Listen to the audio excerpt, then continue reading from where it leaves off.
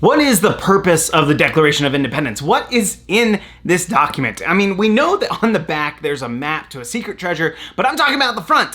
What's on the front of the Declaration of Independence? Why did they write this thing? Was it just so they could declare independence? I declare bankruptcy! No, the early American colonists believed that government was a really important thing and that to break away from this government was not something to be taken lightly. And so they wanted to let the whole world know why they wanted to break away from the British government. And so they list their grievances. There's a whole list of things that they say, this is why we cannot be part of the British Crown. And among those are some economic details about what was going on. They're listing some of the economic grievances against the crown. Some of those grievances are obvious, like imposing taxes. That's one of the sticking points that we have with the American Revolution is taxation without representation. That's an economic grievance. The British Crown had also cut off the Americas from global trade. The Crown was also quartering soldiers in American homes, and that is a form of taxation. Quartering American soldiers is an in-kind tax. It's not a direct tax, but it's an in-kind tax. I'll talk about that later in the video. But there are also other things in here that are still economic grievances that we might not see at first as economic grievances, such as tying the salary of judges to their affiliations with the crown, or making legislative bodies assemble together in really far off places, imposing really high costs on bringing those people together. Many of the grievances in the Declaration of Independence were economic. And so in this lecture, we want to understand the economics of the American Revolution. Why did America separate? Why did the crown impose these economic costs on the Americas? And what was the result of revolution? Before we get into the details of the American Revolution, let's understand a model that's going to help us frame what's going on in this world. Public choice theory is going to help us understand the economics behind the political decisions going on at this time. The broad focus of public choice theory is to try to understand how society makes decisions. And this can be really hard to do. There are lots of different preferences. I want something different than you. Maybe we have something that we agree on, but we might have something that we want differently. And so how do we take that from just those two people to a whole society, and how do we make a decision that properly represents what everybody wants or the best thing for society? Is that even the right criteria? This is such a hard, complex decision. What do we do when those choices are before us? Amazingly, sometimes we even choose things that are bad for society. Public choice theory covers so many different aspects of this type of decision-making process. I'm not going to go into all of it, but I want to give you a simple public choice theory model. For the purposes of this class, we will just call it the public choice model. This model has two basic assumptions. The first is that the gains from a public choice are large, but also concentrated in the hands of a few people. Second assumption, the costs are also large, but they're spread out among a large group of people, okay? Small group of people over here, large group of people over here. Costs, benefits, roughly the same, both really big, but the benefits go to a small group of people, so each person gets a ton of benefits. The costs go to a large group of people. Each person only has a small cost. The conclusion is that this minority over here with large gains is going to spend a lot of resources to try and get that decision in their favor. One of the classic examples here is farm subsidies. Farmers make up less than 2% of America's population, and yet they get a large subsidy. That subsidy goes a long ways for that small group of people, and it only costs us like maybe a few cents each. So those farmers, they're going to be out there going door to door making sure that this policy passes, whereas the rest of us hardly even notice that this is costing us, and so we just let it pass. One of the problems is that so many of these policies just pile up on top of each other. So yes, maybe that one policy only costs us a couple of cents, but once you take into account that we have so many of those policies there, it ends up having a significant influence on our welfare. So we want to keep this model in mind. Specifically, what we're going to see is small groups of people with large gains versus a large group of people with small costs. when a public decision is being made. We're going to see this pop up throughout the semester. You're going to hear me going, wow, so what we're saying here is that there's a small group of people with a lot to gain from this policy, and that cost is being spread out over a large group of people. I wonder what this sounds like. Well, that is a clue on what I'm talking about. It's this model. This is a great time to talk about it at the beginning of the class. It even relates to what we talked about with the Engerman and Sokoloff model, where we talked about how inequality affects institutions. You have inequality is the gains are concentrated among a small group, and then they go in there and they influence institutions to make sure they can hold on to that gain. Same thing going on there. A public choice-like situation is in the Engerman and Sokoloff model. You're going to see public choice pop up throughout the semester. Now that we have that model in mind, let's get into what caused the Revolutionary War. Today, it's really easy to see the influence of the British and the Spanish and even the Portuguese here in the Western Hemisphere, right? We have Canada and the United States speaking English. We have Mexico and most of South America and Central America speaking Spanish.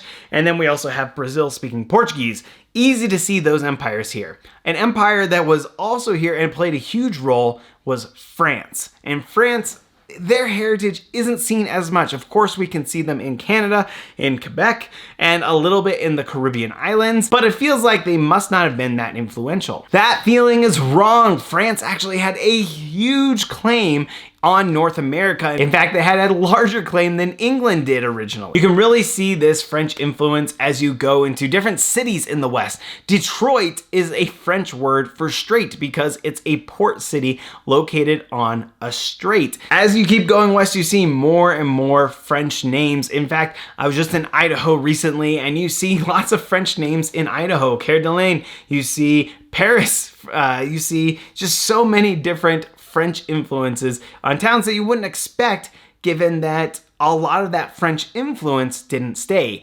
Where did the French go? This is where the 7 Years' War comes into play. It's also known as the French and Indian War because it was the French siding with the Indians. That's really the American name of the war. Worldwide, it's more commonly referred to as the 7 Years' War. As the name indicates, it lasted 9 years and was started by George Washington. George Washington made this huge mistake out around Pittsburgh, I believe is what it was. I mean, modern day Pittsburgh. And that mistake then triggers a world war. The important takeaway from this is that the British win. They become the world's leading imperial power, and they're in tons of debt as a result. War is costly. This war doubled Great Britain's debt. So how do you resolve this problem? If you have a whole bunch of new debt, how are you going to pay that off? Taxes, of course. That is why there was this big conflict of taxes at the beginning of the American Revolution. I mean, the beginning of the American Revolution, that's why taxes lead to it, right? Because England needed to pay off its debt and needed to raise revenue, and it realized that not only were the Americans undertaxed, there was hardly any tax on what was going on in America, they also were one of the reasons why they needed to spend all this money in war, right? It was a war that started in the Americas that led to this huge debt. Hey, you're not pulling your weight? We're gonna ask you to pay some taxes to pull your weight and support the defense that you get. But what did the colonists think of these taxes? This is your lunch. Now, you should be able to do whatever you want to with this, right? But here I come, the government. And I get to take 40% of your lunch. And that, Lauren, is how taxes work. That's not fair. Of course, they hated them. This is the legacy of the American Revolution. Taxation without representation. We hate it.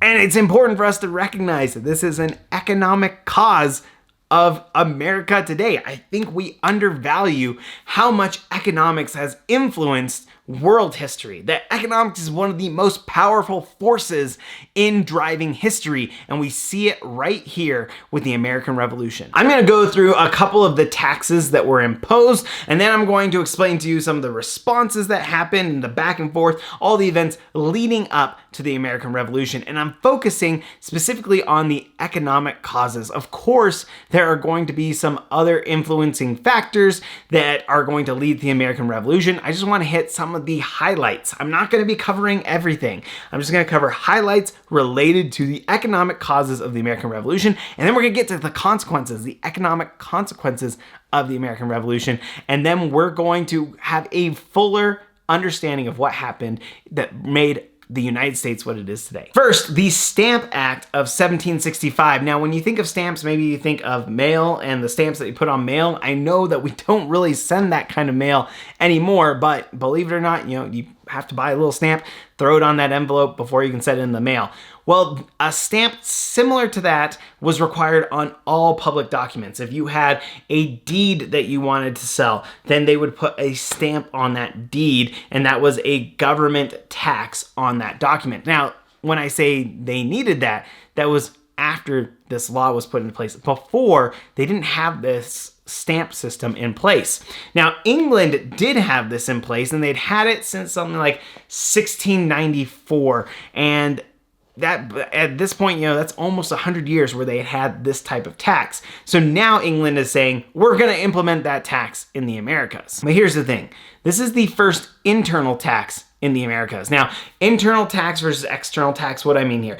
External taxes are taxing trade between countries. They tax economic activity outside of the country. Internal taxes tax economic activity inside the country, within the, internal, external. Hopefully it makes sense. But an external tax is always customs. I'm trying to think off the top of my head if I have one. I'm sure I'm going to get someone that says this is a tax that is not customs.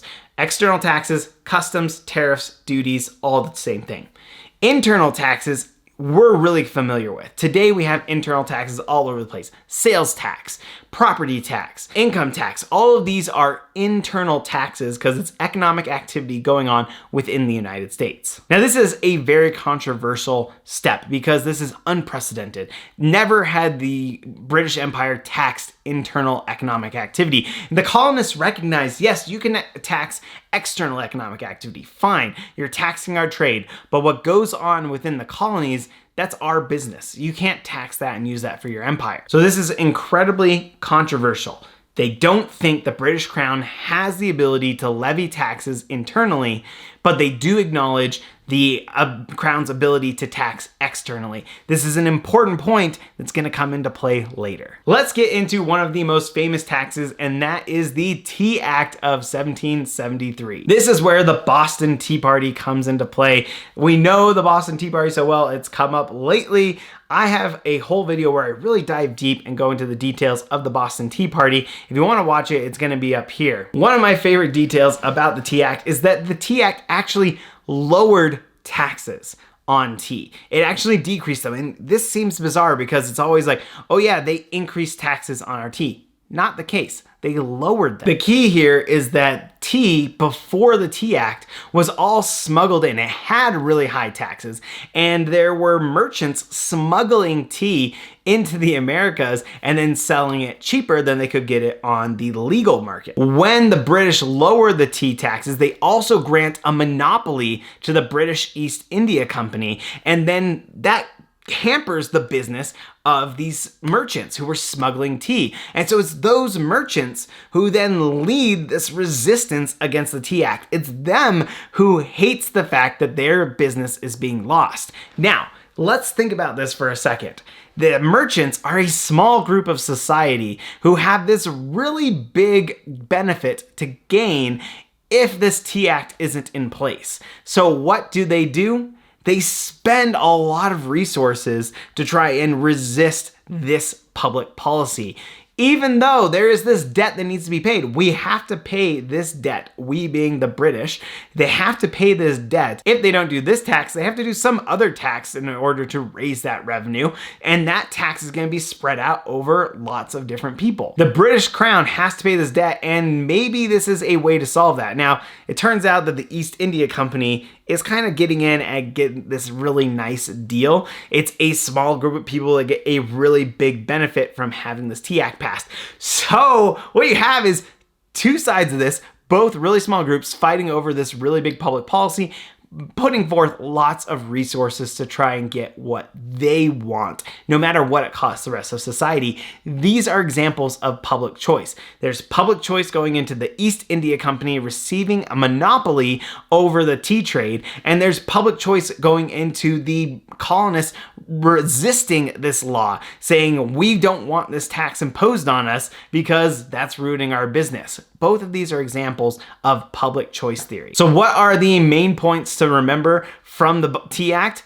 First, it lowered tea taxes. Second, it gave a monopoly to the British East India Company. And third, it caused huge problems with these smugglers who were selling the tea before the Tea Act. I highly recommend checking out the more detailed video that I give. It's a very short video on the order of 6 minutes, and it'll give you more of that information and data on the Tea Party. But this is a good point to take a step aside and think about the deadweight loss from taxes. Deadweight loss is the loss of economic efficiency that occurs because of distortions in the economy, such as taxes or monopolies. What do we mean by distortions? Well, let's imagine that we tax steel, where we import steel and we put a huge tariff on steel or other types of construction materials. Well, now the cost of building a home goes up, and as a result, I was somebody who was on the margin. I was thinking maybe I'll build a home. I think everything is balancing out right financially. But now that the cost has gone up, I say, never mind. I don't want to build that home. That is a loss. That is a house that was not built. That is an investment that was not made because of a tax on construction material. Those kind of things are hard to see because they're things that aren't there, things that should be there but aren't. It's really hard to see that kind of deadweight loss.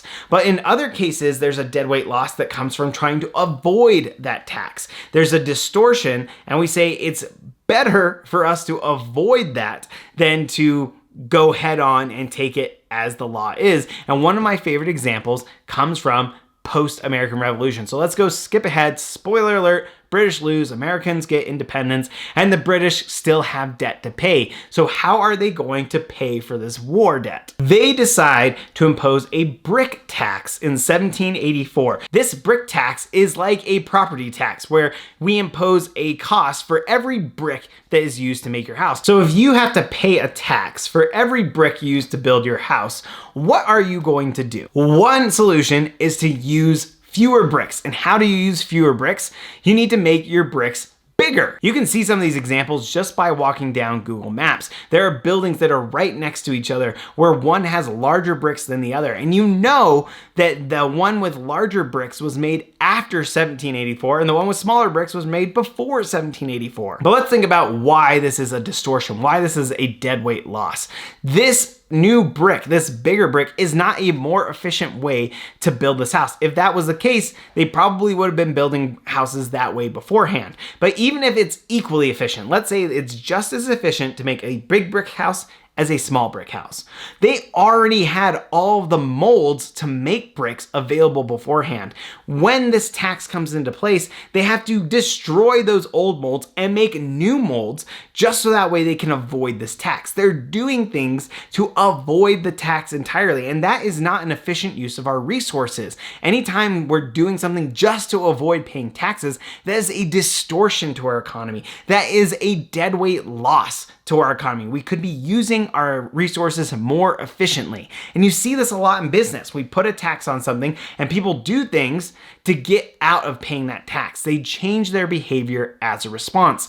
That is something that we don't feel is very efficient or very good, healthy for our economy. And so we need to be aware of the distortions that we're putting into our economy when we put on taxes, when we allow monopolies to exist, when we give subsidies, or anything like that. Let's get back to what's going on with America and England. We have the coercive acts that happened after the Boston Tea Party. Now, obviously the British did not implement these, calling them the coercive acts. They have a bunch of different names, and Americans kind of call these acts the coercive acts because they were enacted in response to American rebellion. First, there was the Boston Port Act. This closed the Boston port. Now, this is a direct attack against those who were participating in the Boston Tea Party. Fine, you're going to throw our tea out into the water. We are going to stop ships from coming in and giving you your livelihood. This is a big economic hit to Boston. It's also a version of public choice because you have this large group of people that's experiencing really big costs before the actions of a small group of people. But let's not get into that too much. What I find really interesting about this is that Virginia, way down the coast, responds to the Boston Port Act in a unique way. It's something unique, at least for us today. When they're looking over what's going on here, they actually call for a day of fasting, humiliation, and prayer, devoutly to implore the divine interposition for averting the heavy calamity which threatens destruction to our civil rights and the evils of civil war. I just find this so interesting that this legislative body comes together and says the way that we're going to fight this is that we're going to try to unite each other in prayer, in fasting, and just plead to the divine will, right? It doesn't even name God. It's just saying some divine will to help us avoid what could happen if this continues on. Really interesting reaction, something that we don't see as much today, right? Like, I guess sometimes we'll see like our prayers are with people and we're getting, a lot of pushback against that today. But an interesting part of our American history is that that has been there since the beginning. Another coercive act was the Quartering Act, which required Americans to house British troops. This is an in-kind tax. I mentioned this earlier with the Declaration of Independence, but an in-kind tax is not like a direct tax, right? A direct tax is I pull out money, boom, I give you money. In kind means I give you something of value that you can then use and sell for money, right? So like the classic in-kind taxes, I pay my tax using a cow or a sheep, some sort of livestock. This is an in-kind tax and it's still powerful, right? Like if you had a spare room in colonial America, that was a room that you could put on colonial Airbnb. You could rent that thing out. But if you're required to house a British troop in that room, now you don't have that room available to rent out. You are losing money as a result. So even though they're not directly paying taxes, it's still a form of tax. How do we know this is important? Well, I already mentioned that the Declaration of Independence mentions quartering there, so we know that they didn't like that. And then when they write the Bill of Rights, the third Bill of Rights says there will be no quartering of troops. And as far as I know, this is the only amendment that has never been challenged in the Supreme Court. Though, with the way things are going, it's only a matter of time. So those are some of the things that the British were imposing on the Americans. We have the Stamp Act, we have the Tea Act, we have the Boston Port Act, and we have the Quartering Act. How did the colonists respond? Now, we already see how the colonists were responding with the Boston Tea Party, but that's not the only resistance that the colonists gave. One policy lever that they tried to pull was international trade. They were trying to affect the British through their imports. They have what we call non-importation movements. They would stop buying things from the British in order for them to listen. Say, hey, look guys, if we're not buying your stuff until you listen to what we have to say. What are you trying to accomplish when you do that? Well, when you don't buy stuff, there are merchants in England who don't get money. Those merchants then go to Parliament and say, hey, Parliament, the Americans aren't buying our stuff because of the laws that you're putting in there. You need to change those laws. So what we're saying is we're taking a small group of people that have a lot to gain through changing this law, and we're going to try and get them to spend their resources to change the law. This is another example of public choice theory. The merchants are a small group losing a lot to Americans not importing from them, and so they're gonna go over and try and convince Parliament to change it. At least that's what the Americans have planned. Did they succeed? The first non-importation movement happens after the Stamp Act of 1765. Did it work? Well, the economic effect is questionable. It's hard to tell whether the Americans were really imposing a high economic cost on what was going on in England. Why is it hard to tell that? Because at the same time as the non-importation movement, there was a recession going on in England. People were already losing business at the time. And then you throw on top of that recession the fact that Americans don't want to buy from the British. So the economic effect is really hard to measure, but the political effect was pretty high. Because the British merchants were losing money from the non-importation movement, they go to Parliament and they say, hey, things are already bad. We can't have this on top of it. Please repeal the Stamp Act so we can at least get some income from the imports or from our exports to the Americans. And the Parliament repeals the Stamp Act. Americans are elated. This is great. We have economic power. But there's also a second non-importation movement. This one happens around 1770. We think it's actually more economically powerful than what happened in 1765. This is a pretty big shock, but at the same time that this non-importation movement is going on, there are wars going on in other places in the world, and the British are supplying those wars. So they're actually in the middle of an economic boom. So you're having this boom, and part of that is being taken away by the non-importation movement, but things are going so well, the merchants actually don't really mind that they're losing it. I'm sure they wish they could have had that American business, but they're not going to go out there and waste their political resources to try and change Parliament's mind. So they actually don't approach Parliament to get it repealed. However, a new British administration had taken power, and they were going through and reviewing the acts and policies that they had in place relative to America. And one of them said, you know what?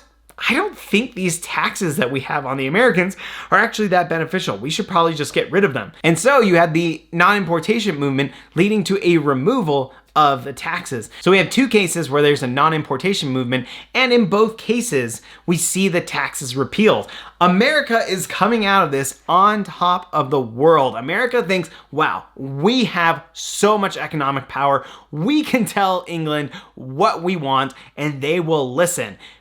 But it's really not their economic power, right? There was also other things going on at the time. This is why it's so hard to discern causality, and especially in the moment. Now, later on in the semester, we're going to talk all about causality, how we understand causality through counterfactuals, and the type of things that we need to imagine if we want to understand causality. But what we can say here is that we don't have a clear causal connection between the non-importation movements and the repeal of taxes. But the Americans thought there was. They thought they had a lot of economic power, a lot of economic negotiating power going into the Declaration of Independence. So what happens next? Well, Parliament, through all of this resistance, says we are going to shut down trade between America and the rest of the world, as was mentioned in the Declaration of Independence. In response, in April 1776, the Americans break off trade relations with Britain. They say, you no longer can regulate our trade. And this is an important shift. Remember back at the beginning when we talked about the Stamp Act and the internal tax versus external taxes. America recognized England's power over external taxes and over trade. And they said, you don't have power over internal taxes.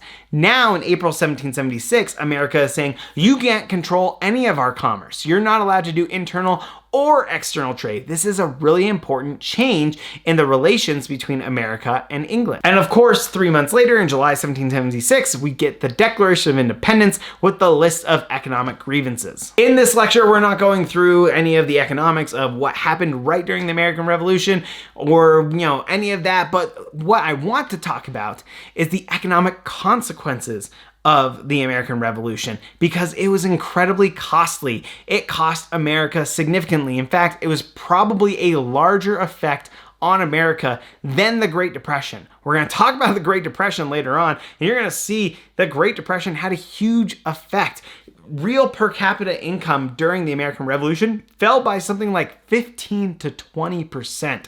Just to give you some context, you have lived through the 2008 recession, and our income only fell 4% during that. Now imagine 3 to 5 times more than that effect happening as a result of the American Revolution. One of those reasons is because a lot of trade gets cut off from England. We relied a lot on England for goods, and we would buy things from them. That was something important to us. They would buy things from us.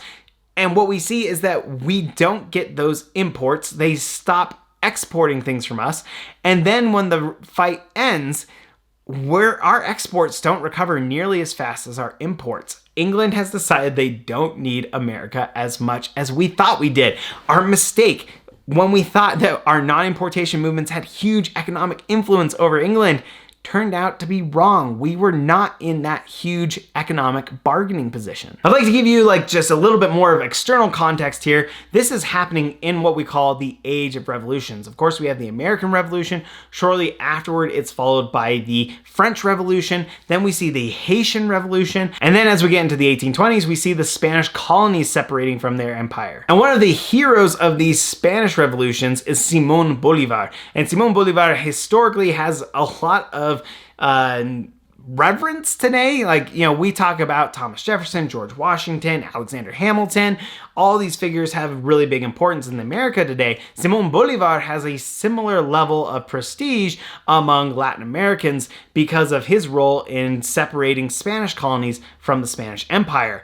And he had a really interesting point to be made at his time. He said, a state too large of itself or together with its dependencies ultimately falls into decay. Its free government becomes a tyranny. The principles that should preserve the government are disregarded, and finally it degenerates into despotism.